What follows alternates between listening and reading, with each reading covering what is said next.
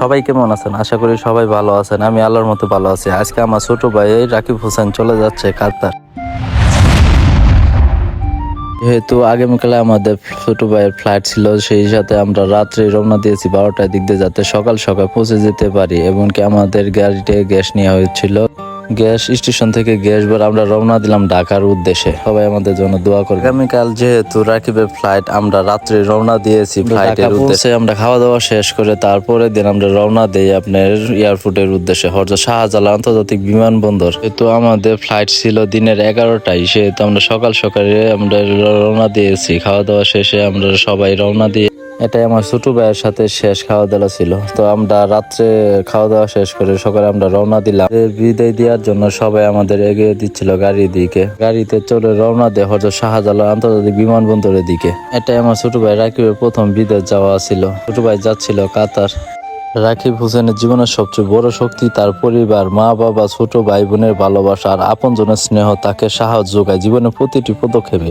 পরিবার থেকে দূরে গেলেও তার হৃদয়ের প্রতিটি স্পন্দনে থাকবে পরিবারের নাম লেখা। রাকিবের স্বপ্ন পূরণের সবচেয়ে বড় ভরসা তার পরিবার। পরিবারের জন্য সে কাতারের পথে পা বাড়াচ্ছে। দূর দেশে থেকে প্রতিদিন পরিবারকে নিয়ে তার চিন্তা ভাবনা, ভালোবাসা আর দায়িত্ব বেড়ে চলে যাবে। আমরা সকাল সকাল পৌঁছে গেলাম হযরত শাহজালাল আন্তর্জাতিক বিমানবন্দর বহির্গমে একে। যাওয়ার পথে আমরা দেখতে পাচ্ছেন অনেক সুন্দর সুন্দর আপনারও ভাবে সাজানো হযরত শাহজালাল আন্তর্জাতিক বিমানবন্দরটি। শেষমেশ এসে পৌঁছালাম হযরত শাহজালাল বিমানবন্দর গিয়ে। আমরা গাড়ি থেকে নেমে সবাই আপনার প্রস্তুতি নিচ্ছিলাম যে রাকিব হোসেনকে বিদায় দিতে। মা বাবা, ছোট ভাই বোন, পরিবার সবাই নিয়ে এসেছি আন্তর্জাতিক বিমানবন্দর। রাকিবের বিদায়ের দিন রাকিবের মা চোখ ভিজালেন, কিন্তু ঠোঁটে হাসি রাখলেন যেন ছেলে সাহস হারিয়ে না ফেলে। বাবা শক্ত থাকার বান করলেন, কিন্তু অন্তরে দুশ্চিন্তা পাহাড়। পরিবারের প্রতিটি সদস্য মনের কষ্ট থাকলেও সবাই দোয়া একটাই, রাকিব যেন সুস্থ থাকে, ভালো থাকে, স্বপ্ন পূরণ করে দেশে ফিরে আসতে পারে।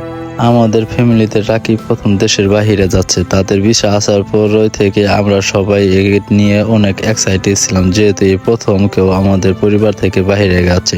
তবে যাওয়াটা 2 দিন আগ থেকে সবার মন খারাপ, এটা খুব স্বাভাবিক। ওনাদের ফ্লাইট ছিল দিনের 11টায়, সেহেতু রাতের বেলায় এই প্রথম আপনার রওনা দিয়েছিলাম আমরা। আসলে রাত্রের বেলা যাওয়ার কারণে বাসাটা ছোট কেউ দিতে পারেনি। এরপর আমার ছোট নানা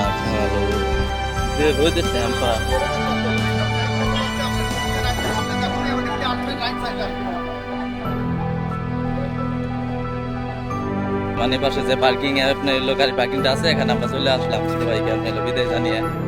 সবাই আমার ছোট ভাইয়ের জন্য দোয়া করবেন অবশ্যই, যাতে আল্লাহ তাআলা সহি সালামতে আপনি তার গন্তব্যে পৌঁছে দিতে পারে। এই নিয়ে হযরত শাহজালাল আন্তর্জাতিক বিমানবন্দরে প্রথমবার গেছি। এর আগে আপনার অনেকবার গিয়েছি, কিন্তু হযরত শাহজালাল আন্তর্জাতিক বিমানবন্দরে যাওয়াটা হয়নি। তবে এখন তো সবকিছু অনেক বেশি উন্নত হয়েছে। আর নতুন করে যে টার্মিনাল 3টা চালু হয়েছে, সেটার কথা আর কি বলবো। বাহির থেকে যতটুকু দেখলাম ইনডোরটা অনেক বেশি সুন্দর করে সাজানো হচ্ছে, তবে কাজগুলো এখনো পুরোপুরি শেষ হয়নি। 99% টার্মিনালটা চালু হয়ে গেছে। তবে এর ডিজাইন করা হয়েছে আপনার জাপান থেকে। এটা আপনার হ্যান্ডেল করবে জাপানের আপনার প্রতিটি আপনার অফিসারেরা। আমরা ঘোরাফেরা করছিলাম বাহিরের দিকে, যেহেতু অনেক সুন্দর করে যে আপনার সাজানো রয়েছে। হিরে ঘুরছিলাম আর দেখছিলাম বাহিরটা কত সুন্দর করে সাজানো। আপনারা এটা দেখছিলেন হযরত শাহজালাল আন্তর্জাতিক বিমানবন্দরের টার্মিনাল 3টা। এটা অনেক উন্নত এবং অনেক ডিজাইন করে এই টার্মিনালটা তৈরি করা হয়েছে। এটা চাইলে নিজে নিজে এই টার্মিনাল থেকে বোর্ডিং পাস নিয়ে যেতে পারবেন। এটি খুবই আপনার উন্নত।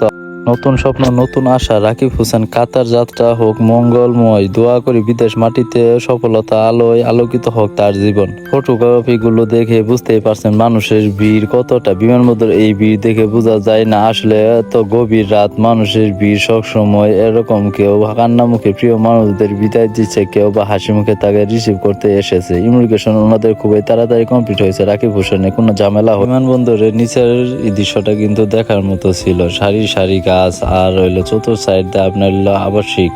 সবাই আন্তর্জাতিক বিমানবন্দরের বহির্গমন এবং রাকিব যাচ্ছিল। আমার ছোট ভাই দেখেন, তার কান্না দেখে আমরা সবাই কাঁদতে দিয়েছিলাম। তার জীবনে প্রথম এই পথ চলা, খুব ভেঙে পড়ছিল, কিছু করার ছিল না। আমার ছোট ভাই আমার জীবনের সবচেয়ে লাইফের সবচেয়ে আদরের ছোট ভাই ছিল এটি। আমি একদিকে বুঝাতে চাচ্ছিলাম, আরেকদিকে আমার কান্নায় আমি বুক বেসাইতে, কিন্তু আমি কাউকে বুঝাতে দেয়নি, শক্ত অবস্থায় রাখছি নিজের মনকে। ছোট ভাই কান্না দেখে আমরা সবাই কেঁদে দিয়েছিলাম। বোঝানো অনেক চেষ্টা করছি যে তুই কান্না করিস না ছোট ভাই, আমরা তো আছি, তুই তো প্রতিদিন আমাদের দেখতে পারবি। তার সময় আছিল যে মানুষ দেখতে পারে না, এখন সব হলো ডিজিটাল যুগ, ইন্টারনেট সব দিয়ে বা হোয়াটসঅ্যাপ দিয়ে মানুষ আপনি ভিডিও কলে কথা বলতে পারে। তুই মনে করবি আমাদের পাশেই আমরা আছি। তো সব শেষ করে ছোট ভাই আপনার পাসপোর্টে বের করে কাগজপাতি বের করে রওনা দিয়েছিল ভিতরে বহির্গমনের দিকে। কান্নার চতুর সাইডে মানুষগুলো, এবার সবাই একটা আফসোসের ভিতরে ছিলাম। আমার সবচেয়ে আদরের ছোট ভাই ছিল রাকিব। তার কান্না দেখে আমি নিজেকে নিজে সামলাতে পারিনি, আমি নিজেও কেঁদে দিয়েছিলাম সেখানে। আমার চোখের পানি কে দেখবে। ধন্যবাদ সবাইকে ভিডিওটি দেখার জন্য।